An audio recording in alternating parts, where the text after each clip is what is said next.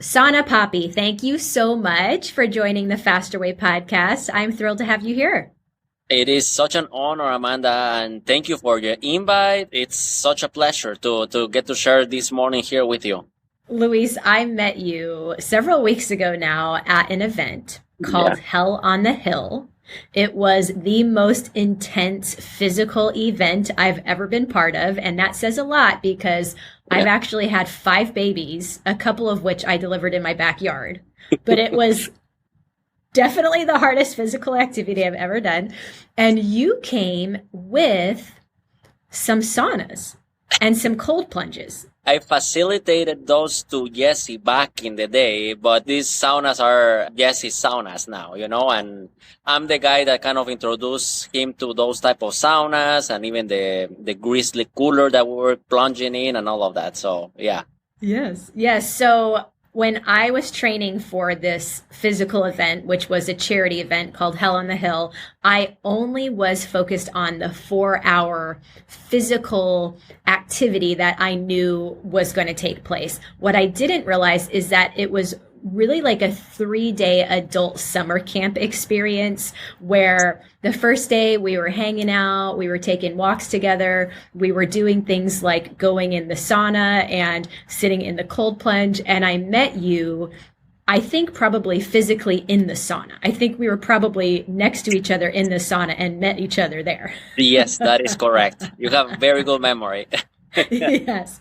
And you and I started talking about the benefits of saunas and the benefits of a cold plunge. So I thought, man, I'd love to get you on my podcast because cold plunges in particular and saunas have become more mainstream. I feel like, when I was in college and I played sports or even in high school, there was some knowledge of the benefits specifically related to cold plunges. I remember seeing the cross country team sit in a tin, cold bath after practice, but now it's becoming more popular, more mainstream. And you Yeah. have been at the forefront of this really since day one with a lot of these different activities. And now you actually have a whole gym that you're creating called Sauna Strong. So we'll hear more about that soon. But tell me, we'll start with cold plunge, some of the obvious benefits of a cold plunge. Yeah, that's actually that was the beginning of like my character, the Sauna Papi it goes really back to when I started tangoing with cold water. So just to give you a little more context, because I think it's kind of hilarious. I'm originally from Guatemala, so I grew up in a tropical country in Central America. Never experienced winter, like the type of winter that you get to experience living in Minnesota, where I live now. So I moved to Minnesota in 2012, and I had lived in different parts of the country, and I had never really experienced winter to that degree. And my first two winters in Minnesota were so hard. I was getting sick constantly. I hated the whole protocol of putting so many layers to go outside. Life gets so much more complicated. And on top of that, I don't like the cold. I didn't like it, So little that I knew that through my own like research and trying to figure out how I could become a little more resilient to the winter, I was gonna find out that doing cold showers was an incredible solution for this, So I started taking cold showers in 2014, and that was literally the last time I had been really sick. Like I haven't literally been sick in pretty much 9 years, and I give all of the credit to the cold water. Oh So my gosh. Okay, first of yeah, all, do you have kids? Luis, do you have yes, kids? yes. You actually have children and you haven't been sick since 2014? Yeah, I mean, knock That's on wood. incredible. Yeah, and I How kid you not, how like, old are your kids? I got to know how yeah, old are so your kiddos. I have two older kids that are from my previous marriage, a 13-year-old boy, 11-year-old daughter. And then with my wife, I have a set of twins that are boy and girl. They're 3 years old. Matter of fact, they were born the week before the pandemic. they were premature. They were 6 weeks premature, and they had to stay in the NICU, in the hospital, for 4 weeks. A week after they were born, the pandemic broke loose, and I kid you not, I walk into that hospital 2 or 3 times a day in the middle of everyone getting sick, everyone panicking, blah, blah, blah, blah, blah. And I kid you not, I was hardcore exposed to COVID, and I never got COVID. Oh my gosh. So okay, the reason I asked the ages is because I have 5 kids, and 3 of them are under 5, which means that they are bringing home new viruses, new bugs every single week from school, from preschool. Yeah. And so my immune system has been just suppressed, tanked, whatever you want to call it, for the past few years because of the fact that I'm just consistently getting sick, from these kiddos. So the fact that you haven't been sick since starting the cold showers and the cold plunge, even with little kids, wow, that is incredible. I mean, how do I get started? That's I kid you not, it's shocking to realize that, Yes. Okay, so you started with a cold shower. How long of a cold shower would you take? It was baby steps at the beginning. Literally, if I could do like a minute, I felt like, wow, I'm so hardcore. I got in a minute in the cold shower. But yeah, it kind of it gradually increased. I started learning actually how to do it more efficiently. When I first started, I was like, okay, I'm just going to put the cold shower and I'm going to jump in and I'm going to try to take my shower like that. And then I was like, hold on, I can actually do like a warm, regular shower and then ending cold. So then I started playing with that concept. And so slowly I was like ending always my shower with a minimum of 2 minutes of cold. And literally in the winter, the tap water, the water that you're using for taking a shower is really cold, It gets probably into the high 30s. So it started with like a minute, and it went up and up, and to the point that these days I don't really time it anymore, to be honest. I just know what it feels good, and sometimes it might be probably about 2 minutes, maybe 4 or 5 minutes. I really love the cold now, and I feel so energized. Usually I do a cold shower really early in the morning after I wake up, and it just wakes me up. Like the endorphins, you get such a high dose of kind of feeling alive, and it just wakes you up. Wow. Okay, I am physically getting cold just thinking about a cold shower. I can feel it deep in my body. I'm getting cold just thinking about it because I love a hot shower. I love a scalding hot shower. I actually turn the water down or a little bit less hot for when I wash my hair because I don't want to damage my hair. But I am going to try this. So I'm going to try this. I'm sure a bunch of our listeners are going to try this. I'm going to do a bit of a cold shower. I'll ease into it.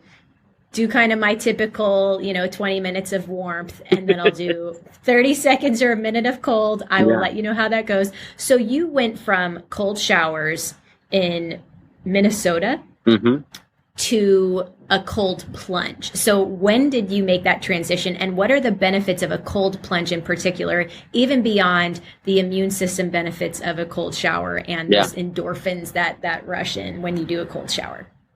Yeah, well, before I dive into that, just a little tip for you and for your audience. When you're doing your cold shower, you want to really try to get your face, you want to get your head, you want to get the back of your neck, you want to get your back, you want to get your armpits, and just try to endure some of that gnarly sensation there. It will wake you up really well. And those are the areas that you really want to hit with the cold really well when you're doing a cold shower. Just FYI. Got it. But yeah, I kind of gradually, I call it like I start peeling the onion with the cold. Every winter, I started going a little deeper with it, but I went with it kind of like with a very childlike mindset. I was like, I have no idea what I'm doing, but I know something good is coming out of doing this type of stuff, And this is 2014, 2015, 2016, and it's before it kind of went crazy with all this cold stuff that we see these days, But I literally I started just kind of simplifying my life in a way, like why am I gonna put so many layers if I'm just going outside to my car, like, and I started thinking how people are living in the winter, like I'm not gonna die if I'm going in a t-shirt to my car to go to the gym, like, so Yeah. I just started making my life a little simple and like more simple, and I started noticing like, wow, I'm spending more time outside with minimal layers and I'm liking it and I'm responding to it and I'm not getting sick. So I kept drinking the Kool-Aid, but it just got easier as I went. And it was always a great conversation, when people are like, dude, where is your coat? It's 10 degrees outside or it's negative 20 right now. What are you doing? I'm like, well, let me tell you, But yeah, no, I just started noticing this sensation of feeling very connected with my wild human being. I think us humans are meant to be resilient and we just don't allow ourselves to tap into that. We live in society. Everything is easy. Everything is pampered. You don't have to work hard to endure the elements. And to give you a very simple kind of analogy, it's like, like to me, like a simple way of giving you a definition of happiness. Go outside, get cold, and then go back inside to your warm environment and you're going to experience a very high sensation of happiness. Oh, I'm like, oh, I'm back in my environment. This feels good. So if you do it in little doses, and obviously I'm not telling you go freeze outside and be in danger, but get yourself out of your comfort zone with the elements and then experience how happy your body will respond to going back to a comfortable environment. But yeah, literally started peeling off layers. I started sometimes driving in the car and bringing the windows down and breathing cold air. I remember one day in particular, it was like a really cold weekend in January here in Minnesota. And I was driving my kids somewhere. These are my older kids, but both were very sick with like a cold and they had been like sneezing and coughing all over me. And I'm like, I remember dropping them off. I think I was bringing them back to my ex. So I had them like during the weekend and I was like, I'm going to bring the windows down in the car. I know how cold the air is right now. And I'm just going to breathe very deeply for like 5 minutes. And I did that. And I kid you not, I never got sick after that. But I was like, I've been exposed to something right now, big time, But yeah, literally every winter I just kept going a little harder with it to the point that it was around 2018, 2019, I started playing with, okay, I'm going to start getting in a cold body of water, and we have lakes in Minnesota and they get frozen during the winter. And it was actually 2019 to 2020.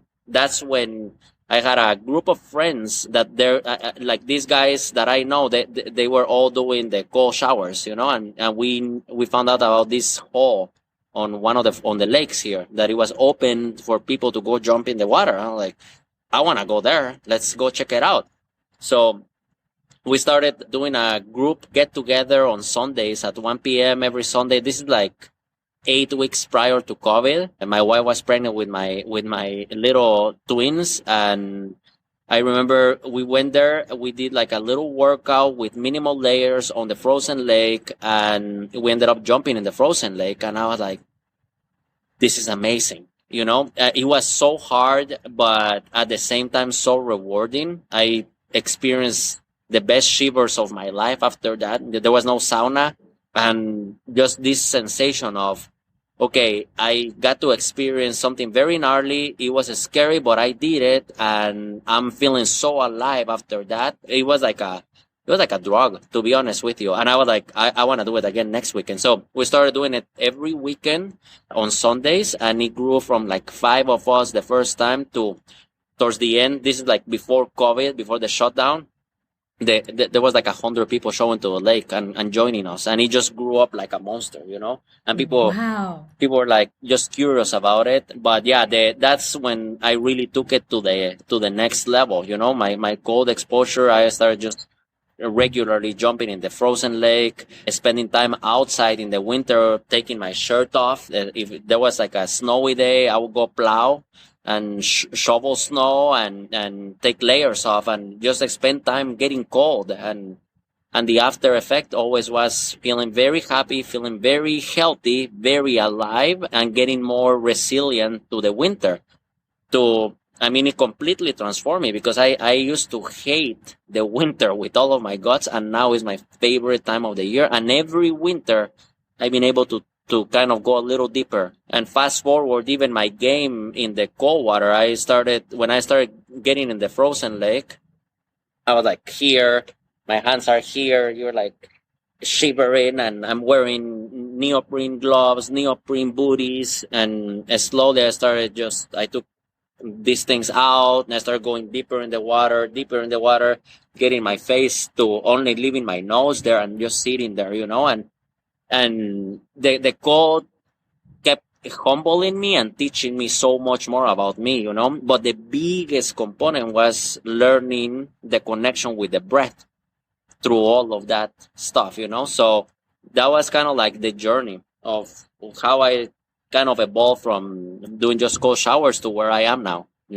Wow. Okay. I love the journey. I love the benefits that you've shared. It sounds like for your mental health, it has been absolutely key to push yourself into uncomfortable situations. Growth doesn't happen in our comfort zone. Exactly. But Luis, I have to tell you, I have a phrase that I repeat quite often, and it is that winter is a choice, because I used to live in Ohio. Mm-hmm. And I was just like you were when you first moved to Minnesota. I could not stand the cold. Most of the time it was also gray, which for me, that was kind of the biggest factor in literally leaving Ohio and moving to Florida, driving my kids down, selling everything I owned just for some sunshine and warmth. So you are talking to Miss Sunshine herself, Miss Warm Weather herself. So I'm very inspired right now. I'm literally cold deep inside me as we're talking, but I'm inspired. I'm going to try the cold shower.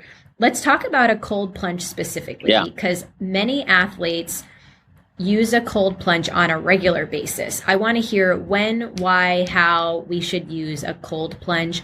Do you go in a cold plunge tub on a regular basis yourself? Is it before a workout, after a workout? Is it first thing in the morning? Is it at night? What does that look like and why? Yeah, I do it pretty much every day. There's days that I am mindful about not overdoing it, because I have discovered also some benefits of having very hard sauna days and not getting too much cold exposure on that particular day. But literally every single day of my life, I'm getting in some kind of body of cold water, and it might only be a cold shower, a very good cold shower. But I do it every day. I think society, the culture is really changing rapidly right now as we speak. It used to be athletes. It used to be these hardcore people that are like trying to recover, and they have very sore muscles and blah, blah, blah, blah, blah. To now everyone is looking at trying to get in the cold water and understanding the game of why. I mean, from the perspective of it boosts your immune system like crazy. To me, that should be the top priority or the top aspect of doing it, the why. I mean, that's me. Like, I haven't been sick since 2014 because I get in cold water regularly. But the more benefits of it is it will boost your immune system. It will allow your body to develop more brown fat adaptation. If you live in society, the normal way that we live, us humans, surrounded by comfort and not tapping into the elements like the way that we used to back in the day, because humans were so exposed to cold environment and dealing with the elements so much, similar to animals that live in the wilderness, that live in places that there's winter, those animals develop brown fat. And brown fat is very high metabolic, is the healthy type of fat. And the more you expose yourself to cold, your body will develop more brown fat. And brown fat is very calorie efficient. It generates more heat. It keeps you healthy, literally. So you get more brown fat adaptation. Psychological effects, like you're dealing with that aspect of your brain that doesn't want to do that thing because it's scary. It's not comfortable to get in cold water or to do a cold shower, but so you're kind of pushing that side of your brain that deals with fear. And when you deal with that aspect of fear, then the after effect of that is you feel very alive. You feel happy. So it gives you that massive boost of endorphins, and then on top of that, it also helps you regulate your mood. It gives you so much focus. Like when you're in the cold water, you're not thinking of any other thing but get me out of here, or trying to make amends with that sensation. And typically, the first thing that I try to teach people when they get in the cold water is like, your breath is going to be out of whack. If this is the first time that you have ever done it, you're going to be under stress. So learn to deal with the stress by focusing on your breath, which is the spinal cord of everything that we do, but we just don't think about it, But it was the first thing that you did when you were born, and it's going to be the last thing that you do when you die, before you die. So breath is the essence of being alive. We just don't think about it these days because we just do it automatically, and nobody really teaches you how to breathe properly. And there's so many different mechanics about it, but a great example of how disconnected we are with the breath is when you put people in the cold water for the first time. If nobody teaches them about the breath, or if they're naive to breathing, they're going to be in that cold water under stress, and it's going to be like shallow mouth and not nasal, relaxed, and understanding that, hey, I'm in control right here. I need to deeply breathe and be connected with that so I can make amends with this situation that I'm enduring. So, those are the top benefits of it. I kid you not. If you're dealing with anything, or if you're trying to do like a little quick reset on your day, just jumping in the cold shower, or doing a cold dip on the lake, or doing it on a cold tub, just getting exposure to that cold will reset you, your nervous system, your mind, your breathing.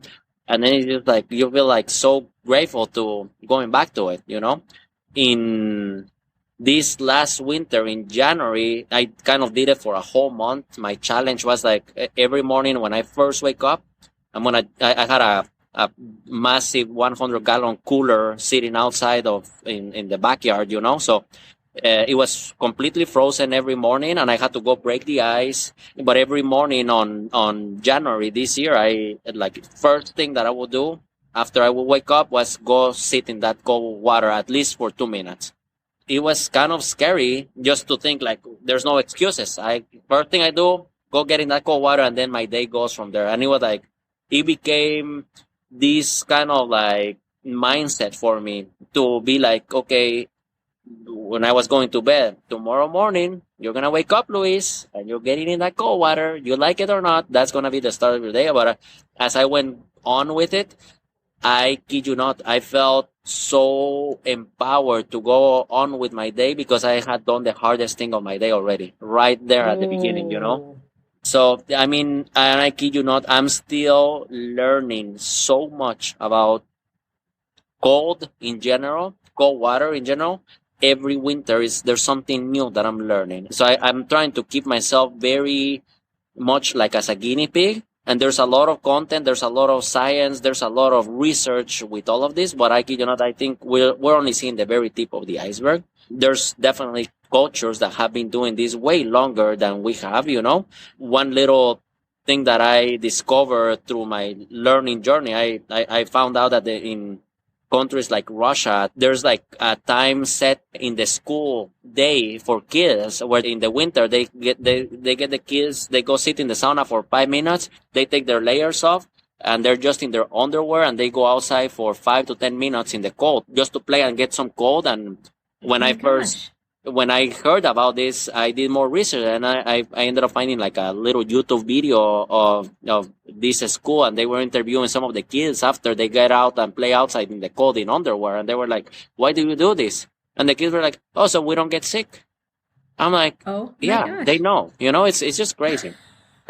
So. Okay, I love this. I'm so inspired. I don't have a cold plunge, but I have a deep freezer, and I think it could probably be a cold plunge pretty easily. But I also am just going to start with cold showers in the morning. I have to consider when I'm going to wash my hair, which is something you don't have to worry about. But I only wash my hair about every 5 days, Luis. So Yeah, yeah, it's not as simple as being a guy. But totally. I'll have to think about that now. I'm going to do that. Okay, we've spoken about the cold and the benefits of a cold plunge, a cold shower, jumping in a cold lake. I want to do a complete 180 and talk about the heat Yeah, because you and I met physically sitting next to each other in a sauna yeah, that you had made and Jesse, Itzler had invested in and had at his house. I happen to have a sauna at my house.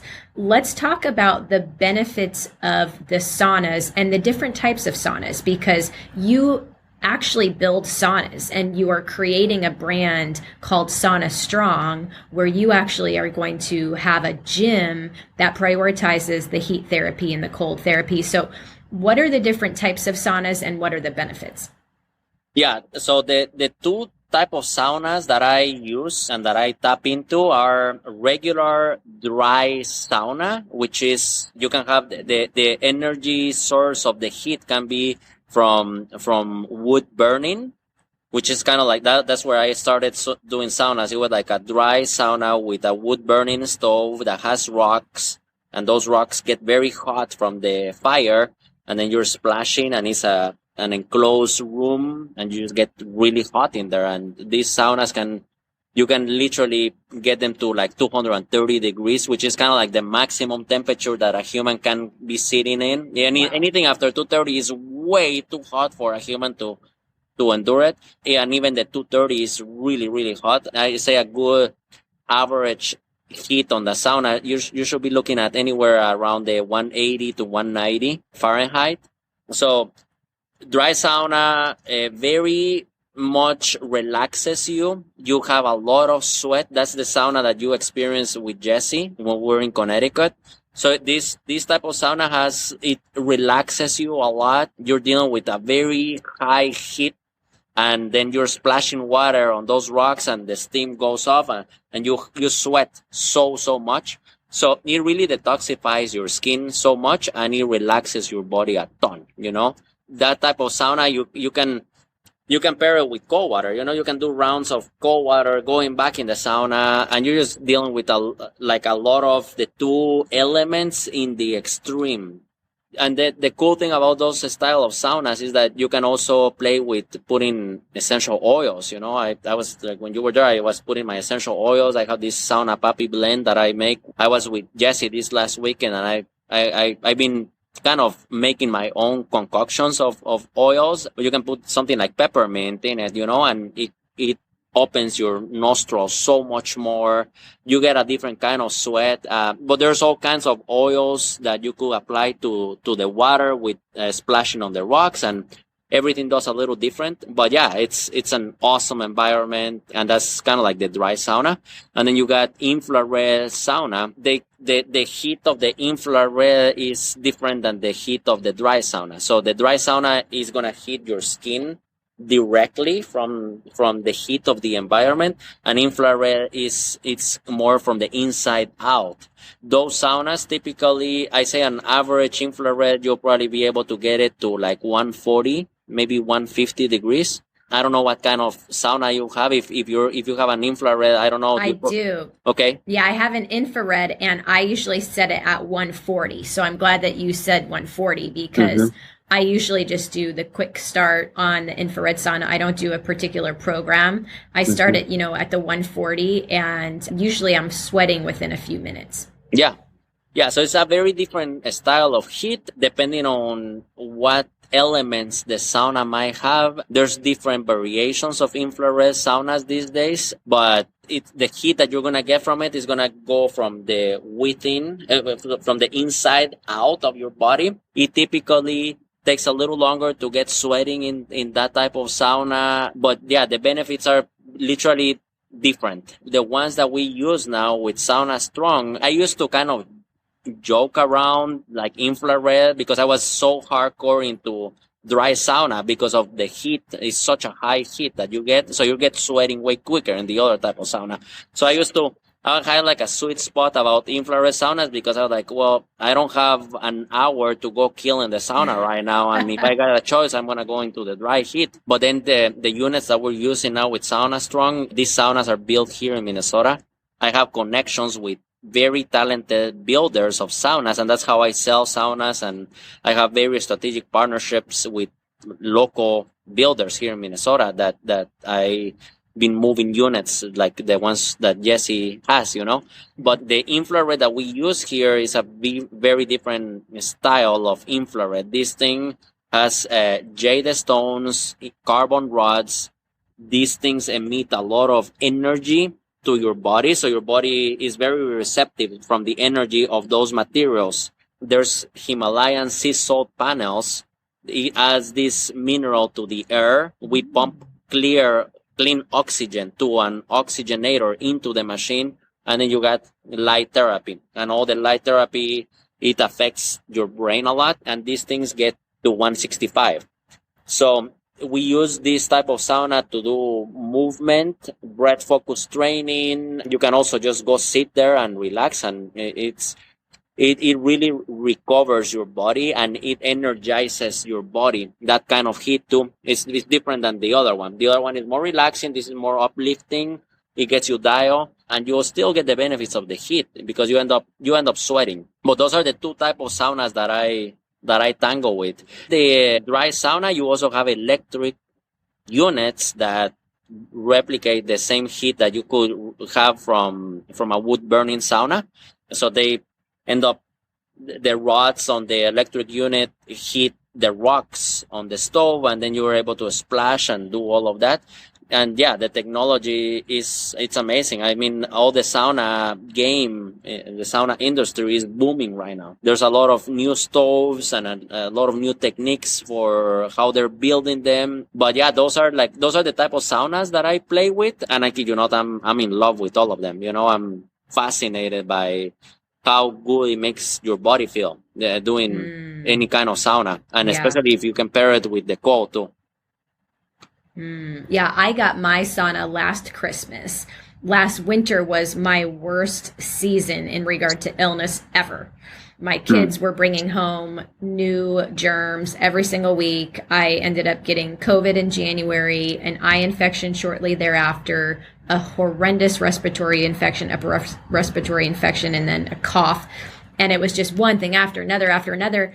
But I stayed consistent with the sauna because I was told that it takes a few months to kind of build up the good benefits of the sauna. It's not just going to be overnight. So the first day you get in the sauna isn't necessarily going to miraculously improve your immune system. And I just have to say that 2 of my kids are sick right now. Probably 2 of them had a runny nose last week. The previous week, 2 or 3 of them had a cough and a runny nose. And I haven't been sick since last spring, probably last winter or spring. So I just do want to say that I'm not sure if it's purely related to the sauna. I've also increased my vitamin C and my vitamin D intake.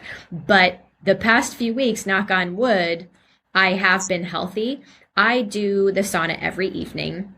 I also just will mention that not only do I do the sauna, I, also get facials and everything, but I've had people comment on my skin recently. And I just had an Instagram follower say, I don't know what you're doing, but keep doing it because your skin looks phenomenal.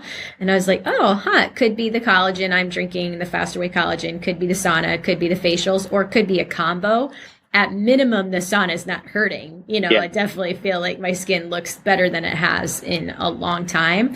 So I love that. We have the cold therapy. We have the sauna. You do both essentially daily for recovery, for boosting the immune system, for mood and overall health. And you recommend that my listeners try to prioritize both at minimum daily, or would you say a few times a week? What is your recommendation?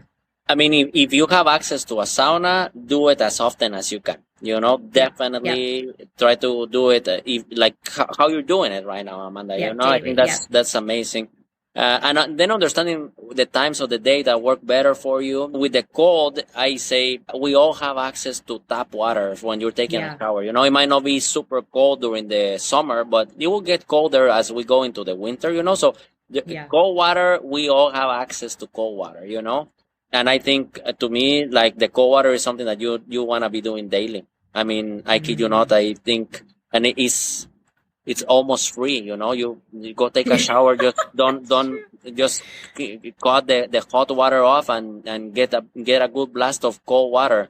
And then if you're in nature, you know, I mean, go jump on a lake, even a creek. I kid you not that some of the best plunges that I have ever done were in bodies of water and or even in the ocean. Like I've been in Northern California, Oregon, where the ocean water is cold. You know, go get in that thing and let your body deal with some of that stress. And if I was to have like a recommendation, getting cold water every day, if you have sauna access, get in the sauna as often as you can. At a minimum, do it once a week. If it means going to a place that has access to a sauna, do it once a week. But the more, the better. And then start playing with that. And again, the times for it, whatever works best for you. I like to do it in the morning. I like to do it in the middle of the day. I really enjoy as a husband having quality time in the evening with my wife. You know, it's like we put the Aw. kids down.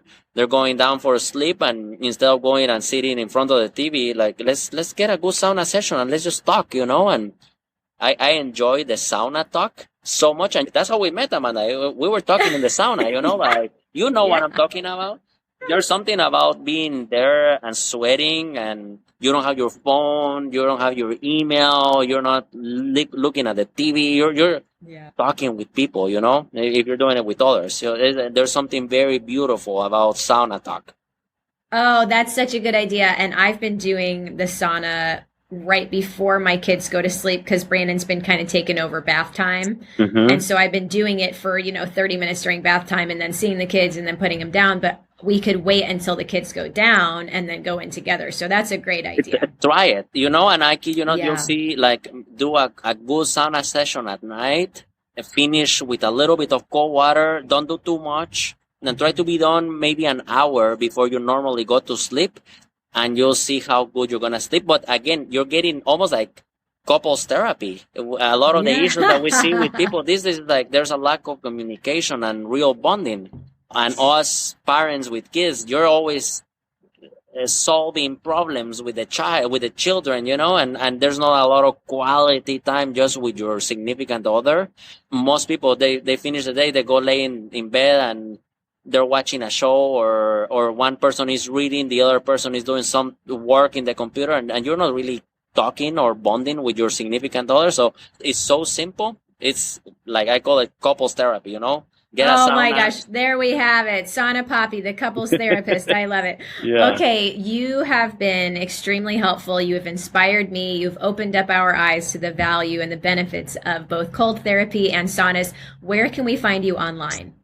So it's very simple. Like if you have Instagram, the Sauna Papi, we have the gym where our website is getting built actually right now, and we're hoping that we're gonna launch it next week. But it's saunastrong.com. Honestrong.com. Yeah, Perfect. yeah, and I have my Okay, link in great. bio. You know, I have a lot of very cool things that we're gonna be doing this winter. So there's gonna be several links that I'm gonna have about all the stuff that I'm doing. But literally, I think the easiest route for people to find me is on Instagram at the Sauna Papi, and then Sauna Strong. Once we get rolling with the gym here, we're gonna have a lot of the stuff that we're doing here. We're gonna be putting it out there. You know. Awesome. Awesome. Well, Luis, thank you so much. We truly appreciate your time and we're better off for it. Yeah, I'm super honored that you had me, Amanda. Thank you so much for reaching out. And anytime you want to talk about all this stuff again, I'm always here. Awesome. Bye, everyone.